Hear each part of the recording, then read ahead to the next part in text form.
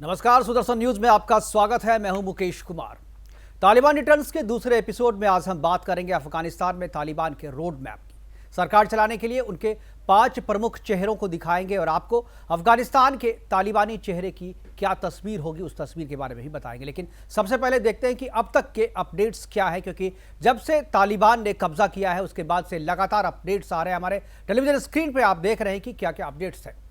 वायुसेना का global master C-17 aircraft Kabul से 150 भारतीयों को लेकर शाम 5 बजे गुजरात के जामनगर होते हुए गाजियाबाद के हिंडन एयरबेस पर पहुंच चुका है। विदेश मंत्रालय ने अफगानिस्तान में फंसे भारतीयों की मदद के लिए हेल्पलाइन नंबर 919717785379 और ईमेल भी जारी की है, जो कि हमारे टेलीविजन स्क्रीन पर आप देख सकते हैं। भारतीयों के एयरलिफ्ट की कोशिशों के बीच राष्ट्रीय सुरक्षा परिषद सलाहकार अजीत डोभाल ने अपने अमेरिकी समकक्ष जेक सुलिवान से बात की है। फेसबुक ने तालिबान को बैन कर दिया है। साथ ही तालिबान की तारीफ या समर्थन करने वाले कंटेंट पर भी रोक लगा दी गई है। तालिबान से जुड़ा कंटेंट हटाने के लिए फेसबुक ने स्थानीय भाषाओं के एक्सपर्ट को भी अपने यहाँ एम्प्लॉय रखा है। सोशल मीडिया प्लेटफॉर्म का कहना है कि अमेरिकी कानून के मुताबिक तालिबान एक आतंकवादी संगठन है और भारत में भी तालिबान पर प्रतिबंध लगा रखा है। तालिबान ने काबुल में सभी सरकारी कर्मचारियों को अभयदान देने का ऐलान किया है। तालिबान ने कहा है कि सभी काम पर लौट आए। तालिबान ने दावा किया है कि आज कहीं से भी मौत या हिंसा की कोई खबर नहीं आई है, यानी अफगानिस्तान में शांति लौट रही है और शांति बहाल हो रही है।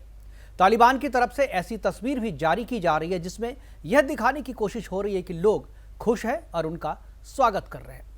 फोटो अफगानिस्तान के हेरात प्रांत की है, जहां स्कूल खोल दिए गए हैं और इसकी तस्वीर आज तालिबान की तरफ से जारी की गई है। तालिबान की नई सत्ता को लेकर दोहा में चर्चा हो रही है। माना जा रहा है कि तालिबान मुल्ला बरादर को अफगानिस्तान की कमान सौंप सकता है।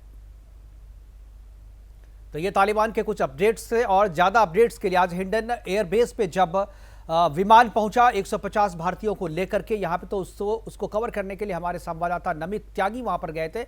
नमित त्यागी से भी हम जुड़ेंगे और उनसे अपडेट लेंगे कि वहां पर जब उन्होंने भारतीयों से बातचीत की तो उन्होंने क्या कहा, क्योंकि 150 भारतीय तो अभी आ चुके हैं, लेकिन बहुत सारे ऐसे भारतीय हैं जो अभी भी वहां पर फंसे हुए हैं और इनको वापस लाने का ऐलान जो है किया जाएगा। और भारत ने कहा है कि जब तक एयरलाइन की सेवा जो है सामान्य नहीं हो जाती है तब तक उन्हें वहां सुरक्षित ठिकानों पर रखा गया है और तालिबान की तरफ से भी उनकी सुरक्षा की गारंटी दी जा रही है।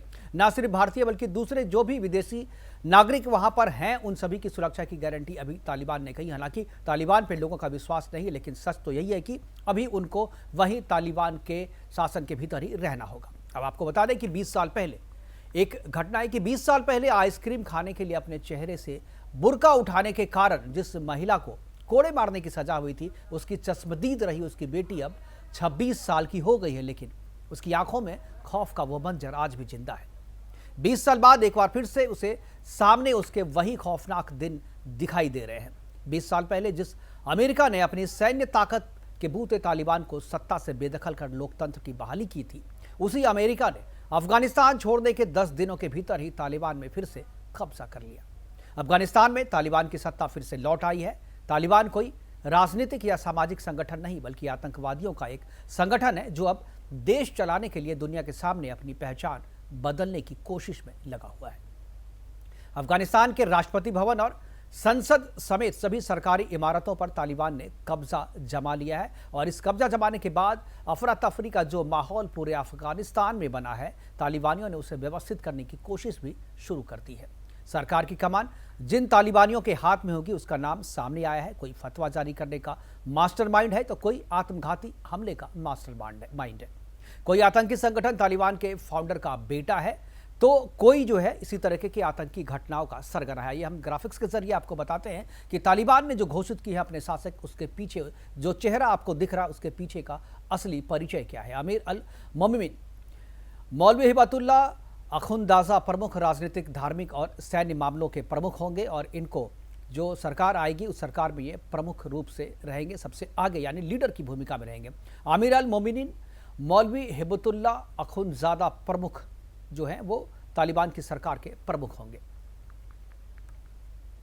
अफगानिस्तान की सरकार चलाने के लिए तालिबानियों ने 5 लोगों की टीम तैयार की है। दूसरे नंबर पर जो होंगे, तालिबान का ढांचा क्या होगा वो तो ढांचा में आपको दिखा रहे हैं कि उप राजनीतिक प्रमुख मुल्ला अब्दुल गनी बरार तालिबान का संस्थापक सदस्य है और दोहा में तालिबानी दफ्तर का प्रमुख है।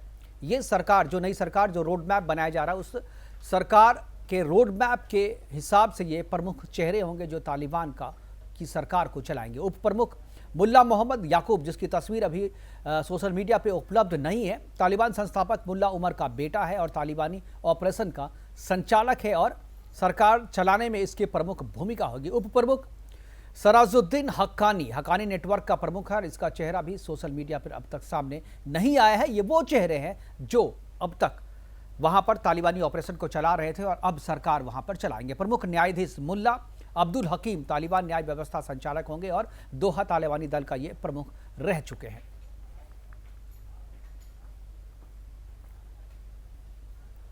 लीडरशिप काउंसिल रहबरी सूरा तालिबान की सबसे बड़े फैसले लेने वाली कमेटी के 26 सदस्यों में से सदस्य हैं इसके, और उन सदस्यों में से जितने भी है वो तालिबान के ये का जो यह ऑपरेशन चला है अफगानिस्तान पर कब्जा करने की, उन सभी में ये प्रमुख भूमिका इनके सदस्यों की रही है।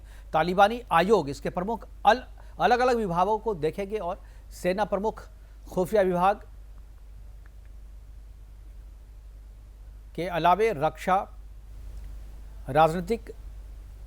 राजनीति में दोहा में तालिबान का अंतर्राष्ट्रीय मुख्यालय है जो वैश्विक स्तर पर समझौता करती है। अर्थव्यवस्था समेत 13 विभागों की देखरेख यही समिति करेगी।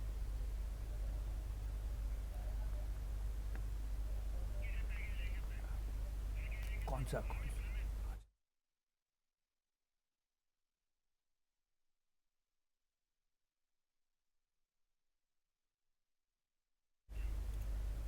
तो हिंडन एयरबेस पर 150 भारतीयों को लेकर के जो विमान पहुंचा है उसे कवर करने के लिए हमारे संवाददाता नमित त्यागी वहां पर गए थे। हम उनसे बात करेंगे कि वहां पर उन्होंने क्या बातचीत की लोगों से और किस तरीके का माहौल और किस तरीके का खौफ उनके चेहरों पर देखा। हम सीधा चलते हैं नमित त्यागी के पास।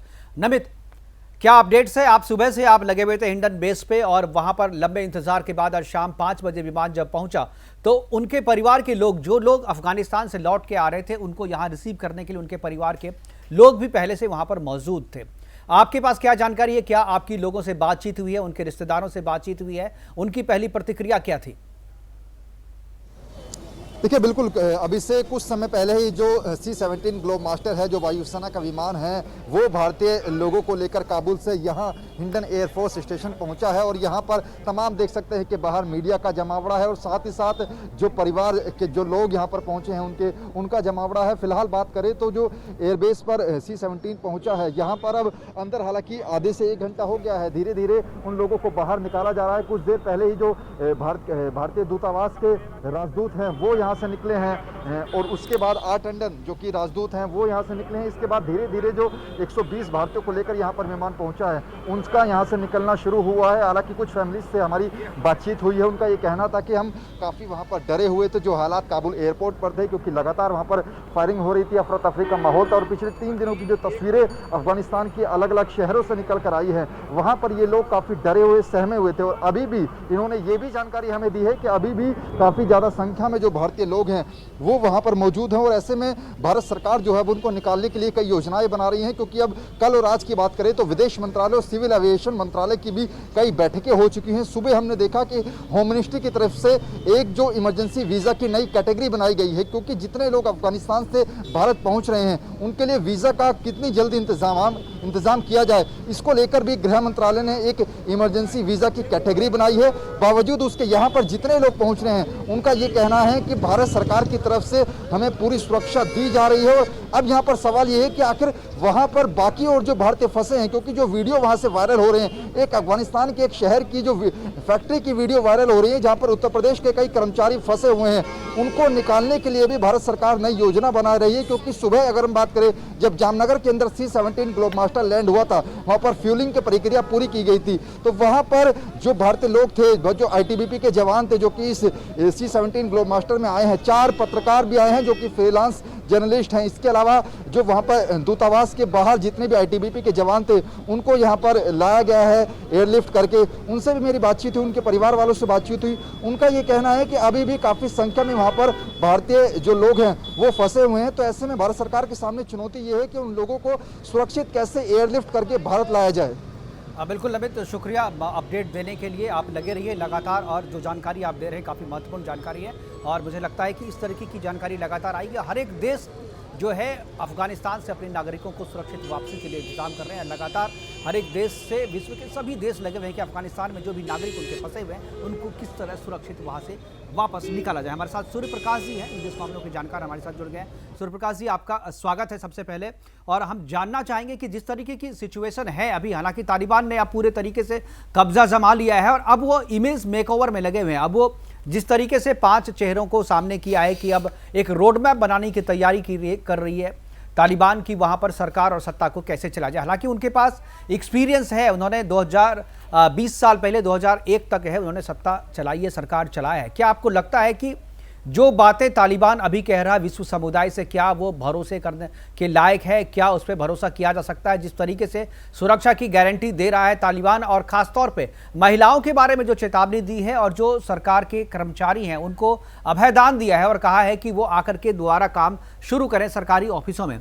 अभी की जो स्थिति है और उस स्थिति के दौरान ये तालिबान के जो इस तरीके के बयान आ रहे हैं, इस पर मैं आपकी प्रतिक्रिया जानना चाहूंगा कि इस तरीके के बयान का क्या मतलब है? क्या तालिबान अब फिर से सत्ता में काबिज हो गया? ये तो है, लेकिन क्या ये चल पाएगा? कितना दिन चल पाएगा?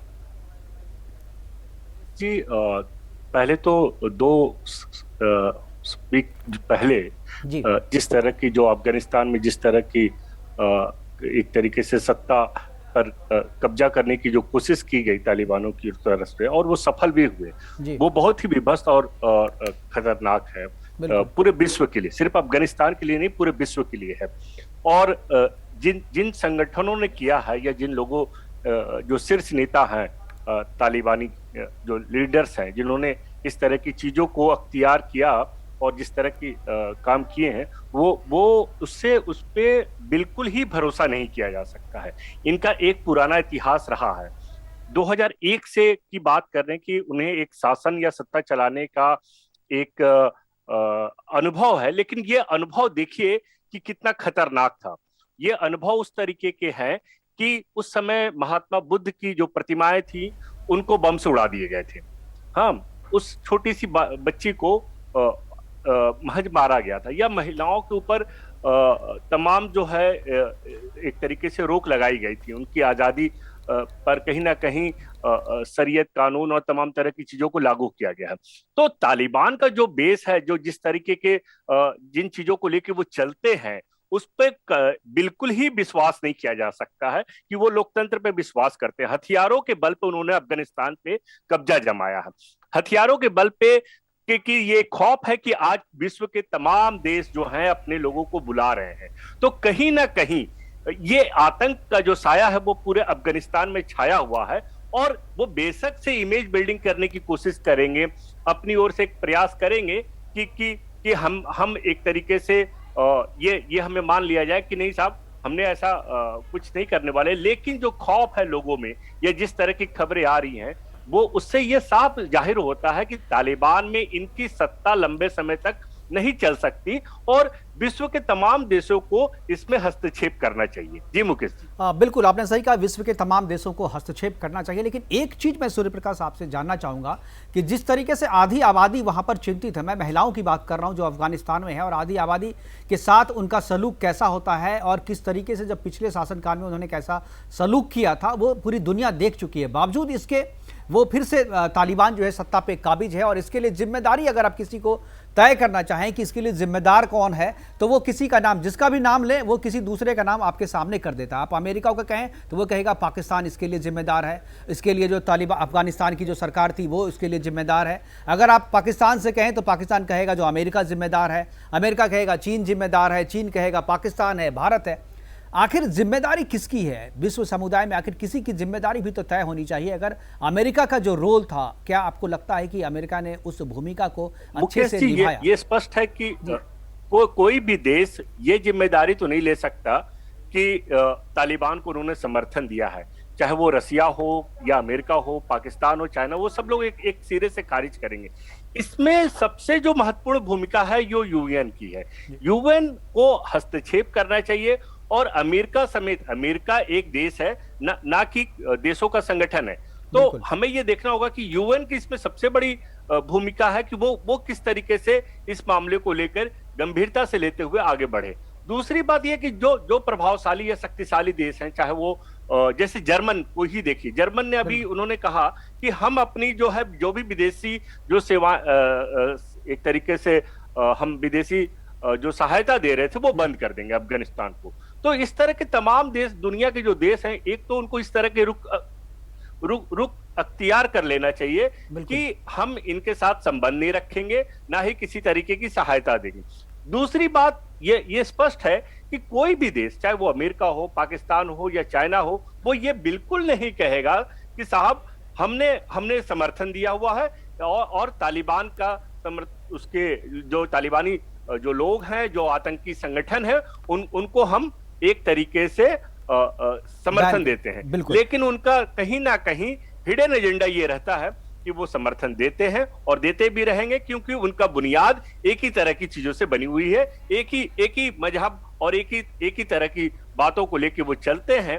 तो कहीं ना कहीं इसमें मुझे लगता है कि पूरी दुनिया को इस बारे में सोचना चाहिए और आगे बढ़ना चाहिए। एक चीज सूर्य प्रकाश जी मैं आपसे जानना चाहूंगा कि जो अफगानिस्तान की जो स्थिति है, खासतौर पे वहाँ कोई इंडस्ट्री नहीं है, कोई अगर कहें जो आर्थिक प्राकृतिक रूप से उतना समृद्ध अफगानिस्तान नहीं है जो अपने आप को सस्टेन कर सके। अगर वो सरकार चलाना तालिबान चाहती है तो सबसे पहले या तो जैसे विदेशी जो सहायता है, सहायता से चलती है, या नहीं तो उनकी अपनी इंडस्ट्री हो। अगर आर्थिक मामले में अगर हम बात करें, अगर इकोनॉमी के फ्रंट पे बात करें, तो क्या लगता है कि एकमात्र मुझे जहाँ तक याद है कि अफीम की खेती के अलावा कुछ भी ऐसा नहीं है वहाँ पर अफगानिस्तान में जिससे उन्हें कमाई होती हो, जिससे उनकी अर्थव्यवस्था को थोड़ी मजबूती मिलती हो। क्या आपको लगता है कि अभी जो स्थिति है वहाँ पर विदेशी अगर जो दूसरे देश के लोग हैं अगर उनको आर्थिक सहायता बंद कर दें तो तालिबान की जो रीढ़ है वो टूट जाएगी और फिर से वो विश्व समुदाय की बात मानने पर मजबूर होगा? मुकेश जी, अभी पूरी विश्व का हर एक देश दूसरे देश पर डिपेंडेंट है। कोई जरूरी नहीं है कि अफगानिस्तान की जो आर्थिक बुनियाद है वो सिर्फ अफीम की खेतियों पर ही निर्भर है। ये सत्य है कि ठीक है, एक बड़ी उनका आर्थिक वो जो है वो सहायता जो है उनको कहीं ना कहीं इनसे मिलती है। लेकिन मुझे तो बचपन में एक कहानी पढ़ी थी, काबुली वाला जी, तो बिल्कुल वो भी मुझे याद आता है। तो हम बिल्कुल ऐसा नहीं कह सकते। वर्तमान में जिस तरीके से ग्लोबलाइजेशन हुआ है, एक देश दूसरे देश पर डिपेंड है और रहता भी है, और वैश्विक जिस तरीके की परिदृश्य बदली हुई है, तो उसमें ऐसा कोई जरूरी नहीं है कि अब देखिए गैस पाइपलाइन है वो सूर्य प्रकाश जी, देखिए काबुली वाला का जिक्र आपने किया है। काबुली वाला में भी जो खान साहब थे, वो खान भारत इसलिए आए थे क्योंकि उनको अफगानिस्तान में उस तरीके का रोजगार नहीं था, वो कमाने के लिए आए थे और यहाँ पर व्यापार करने के लिए आए थे। तो वो स्थिति अभी कमोबेश वही स्थिति है। अफगानिस्तान अपने पैरों पे आर्थिक रूप से तो आज भी नहीं खड़ा है। बिल्कुल आप सही कह रहे हैं मुकेश जी। कोई देश कुछ ज्यादा ही दूसरे देशों पे निर्भर हो जाता है। कई देश जो हैं सक्षम होते हैं, जैसे भारत है वो सक्षम है बहुत सारी चीजों को लेकर के, अपना देश अपना मुल्क जो है वो चीजों को लेकर के आगे बढ़ गया। अफगानिस्तान के साथ ऐसा हालांकि नहीं है। लेकिन सबसे गंभीर बात तो ये है कि क्या हम इनको, बेशक से इनकी आर्थिक स्थितियां मजबूत हो या ना हो, लेकिन इनको क्या ऐसे छोड़ा जा सकता है? सवाल ये उठता है कि ये जो आतंकी संगठन है, जिस तरह के हथियार लहराते हुए पूरे देश में या अफगानिस्तान में घूम रहे हैं, क्या ये महीने 2 महीने में हो सकता है वहां की स्थितियां बर्बाद हो जाएं, वो हट जाएं, लेकिन वो कहीं और मूव कर जाएं, वो पड़ोसी मुल्कों में चले आए, बिल्कुल है ना, वो बांग्लादेश की ओर रुख कर सकते हैं, पाकिस्तान की ओर रुख कर सकते हैं, भारत की ओर रुख कर सकते हैं। तो हमें इस बात का इंतजार नहीं करना चाहिए कि साहब उनका घर जल जाए वो तब हम तमाशा देखेंगे, बल्कि हमें लगता है कि तत्काल कार्रवाई करनी चाहिए और ऐसे नहीं छोड़ना चाहिए, क्योंकि ये आतंकी संगठन है, ये लोकतांत्रिक तरीके से नहीं चुने गए हैं। जब हम कहते हैं कि ये आतंकवादी संगठन है, तो जो 56 इस्लामिक कंट्री हैं, इस्लामिक कंट्री की तरफ से जो इस तरीके के प्रतिकार की कोई आवाज़ नहीं आती है। ये जो प्रतिकार की आवाज़ आ रही है वो ब्रिटेन से आ रही है, जर्मनी से आ रही है, यूरोपियन कंट्री से आ रही है, भारत से आ रही है, लेकिन बाकी जो इस्लामिक कंट्री है उन्होंने मौन साध रखा, या एक तरीके से आप कहें कि मौन सहमति है। पाकिस्तान और चाइना ने तो खुल के समर्थन कर दिया है उसका, लेकिन बाकी जो देश हैं वो जो इस्लामिक कंट्री खासतौर पर उन्होंने अपनी चुप्पी साध रखी है। और जो वहाँ से लोग पलायन कर रहे हैं, जो भाग रहे हैं, जो शरण लेना चाहते हैं बाहर के देश में, उसके लिए भी दरवाज़ा उनका जो इस्लामिक कंट्री उन्होंने अपने दरवाजे नहीं खोले। क्या आपको लगता है कि इस्लामिक वर्ल्ड जो है वो तालिबान के इस टेरर को, इस आतंकवाद को समर्थन दे रहा है, मौन सहमति दे रहा है? बिल्कुल मुकेश जी, बिल्कुल मौन समर्थन दे रहा है। अगर इनकी जो बुनियाद है वो इस्लाम शब्द के आते ही उनके में कहीं ना कहीं एक रूपता, एक संगठनात्मक रूप से वो संगठित हो जाते हैं। तो मसला धार्मिक मानते हैं और ये अपनी एक उदारवादी चेहरा को नहीं लाना चाहते हैं और ना ही ये कभी ला पाएंगे। तो इनके साथ सबसे बड़ा इशू यही है कि ये जो देश हैं 57 थे, अब 58 हो गए हैं, जिनको मैं अभी 58 इसलिए नहीं मानूंगा कि मुझे तो उम्मीद है कि जल्दी ही जो विश्व के तमाम देश हैं वो कहीं ना कहीं इंटरफेयर करेंगे और अफगानिस्तान में वापस सत्ता जो लोकतांत्रिक तरीके से चुनी हुई सरकार की वो आएगी। हालांकि सत्ता हस्तांतरण का कार्यक्रम चल रहा है, लेकिन मुकेश जी ये स्पष्ट है कि जो भी इस्लामिक देश हैं वो या तो मौन ही रहेंगे, क्योंकि वो शरीयत से, इस्लाम से कभी ऊपर उठने की कोशिश नहीं कर सकते हैं। और तालिबान के द्वारा जो किया जा रहा है, जिस तरह की चीजें की गई हैं या पहले भी होता आया है, उसको देखते हुए मुझे नहीं लगता है कि वो इनका विरोध करेंगे। बिल्कुल, मुझे लगता है कि जो सबसे ज़्यादा जो अगर बदलाव आएगा, सबसे ज़्यादा अगर कोई प्रभावित होंगे अफगानिस्तान में, तो वो वहाँ की महिलाएं, वहाँ की बच्चियाँ होंगी, जिनकी नज़रों में, जिनकी आंखों में अभी भी खौफ का मंजर तैर रहा है। हमने एक रिपोर्ट तैयार की है कि वहाँ की महिलाएं कितनी डरी हुई है और कितनी सहमी हुई है ताकि तालिबान आएगा तो उनके साथ क्या करेगा। एक रिपोर्ट देखते हैं, उसके बाद हम आगे बातचीत करेंगे सूर्य प्रकाश जी से। पहले देखते हैं रिपोर्ट।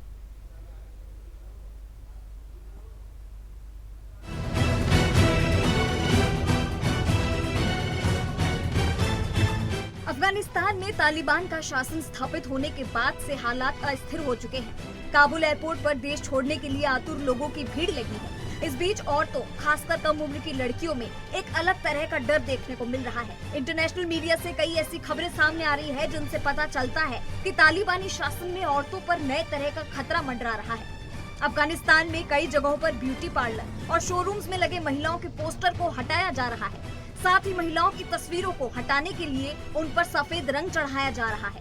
अफगानिस्तान की पहली महिला मेयर जरीफा गफारी ने कहा कि उनकी और उनके परिवार की सहायता करने के लिए कोई नहीं है। वो अपने परिवार के साथ है और उन्हें पता है कि तालिबानी आएंगे और उन्हें मार देंगे। वहीं अफगानिस्तान की राष्ट्रीय महिला फुटबॉल टीम की पूर्व कप्तान खालिदा पोपल ने भी एक टेलीफोनिक इंटरव्यू में बताया कि सोशल मीडिया प्लेटफॉर्म से वो अपनी फोटो हटा रही हैं। उन्होंने बताया कि टीम की बाकी सदस्यों को भी अब जान का खतरा हो चुका है। उन्होंने टीम के सदस्यों से कहा कि वो अपने घर छोड़कर भाग जाएं और अपने इतिहास को मिटाने की कोशिश करें। पोपल ने बताया कि उन्होंने कभी तालिबान का विरोध ही औरतों के लिए किया था, लेकिन अब इस्लामिक एमिरेट और अफगानिस्तान की स्थापना के बाद अपनी जान बचानी पड़ रही है और इसका एक ही रास्ता है, घर से भागना और अपनी पहचान को छिपा लेना।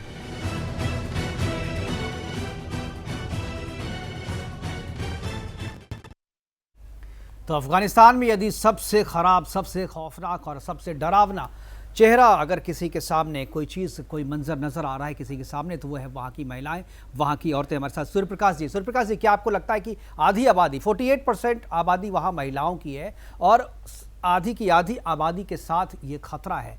तालिबान ने साफ तौर पे आने के बाद ऐलान कर दिया था, और पहले भी जो तालिबान का शासन यहाँ पे था तो महिलाओं के लिए सख्त जो है नियम कर दिए गए थे और शरिया कानून के हिसाब से उन्हें सज़ा दी जाती थी उनके उल्लंघन पे। और ख़ासतौर पे अभी मैंने जिक्र भी किया था कि एक 26 साल की एक महिला, उसका बयान आया था सोशल मीडिया पे कि उसकी आंखों में आज भी वो मंजर याद है जब उसकी माँ को आइसक्रीम खाने के लिए जब उन्होंने बुर्का, अपने चेहरे से बुर्का हटाया था, तो उसको तालिबानियों ने कोड़े मारने की सज़ा दी थी। ये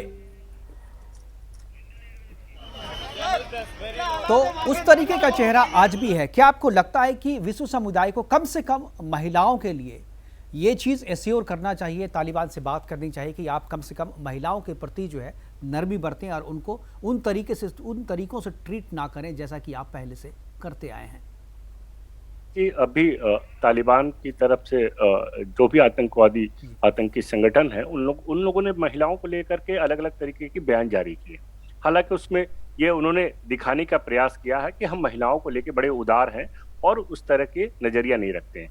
लेकिन इन्होंने सबसे पहले, मुकेश जी आप ये देखिए कि इन्होंने रेडियो जो सरकारी ब्रॉडकास्टिंग प्रसारण जो रेडियो था उसका नाम ही बदल दिया, शरीयत कर दिया, है ना, वॉइस ऑफ शरीयत किया हुआ, और उस पे तमाम मनोरंजन गाने और जो गीत संगीत इस पे प्रतिबंध लगा दिया है। तो इससे साफ जाहिर होता है कि उनकी मनसा क्या है, वो साफ जाहिर होती है। आते के साथ ही उन्होंने अपनी मनसा जाहिर कर दी। महिलाओं को लेके तो साफ है कि महिलाओं को जिस तरीके से ये जो आतंकी जो इनके संगठन हैं, जो इनके शीर्ष नेता हैं, उनका साफ मानना है कि महिलाओं को लेके जो नजरिया होता है आमतौर पे, इनके एक भोग विलास की वस्तु मानते हैं। वो महिलाएं इनके लिए केवल भोग विलास की वस्तु है, इससे ज्यादा उसके लिए कोई मायने या कोई महत्व नहीं रखती है। फिलहाल हमसे जुड़ने के लिए सूर्य प्रकाश जी आपका बहुत बहुत धन्यवाद, बहुत बहुत शुक्रिया। आपने काफी महत्वपूर्ण चीजें हमारे साथ साझा की। तो सबसे ज्यादा जो चिंता है अफगानिस्तान में तालिबानी शासन को लेकर, वो ये है कि वहां की आधी आबादी की जिंदगी अब और भी बद से बदतर हो जाएगी, उनकी स्थिति नारकीय बन जाएगी, और 48 करीब आधी आबादी वहां पर डरी हुई है, सहमी हुई है। उनके पास कोई दूसरा रास्ता नहीं है। विश्व समुदाय की तरफ वो बड़ी ही आशा की निगाह से देख रहे हैं कि विश्व समुदाय का कोई आदमी आएगा, कोई हीरो आएगा और उसे बचाएगा, या तालिबान को ये समझाएगा कि औरतें भी उनका ही हिस्सा है, और वो जो आज आतंकी बने फिर रहे हैं, जिनके अपने हाथ में बंदूक लिए दहशत की खेती कर रहे हैं, वो भी उसी औरत की उपज है। फिलहाल अभी के लिए इतना ही, दीजिए इजाजत, नमस्कार।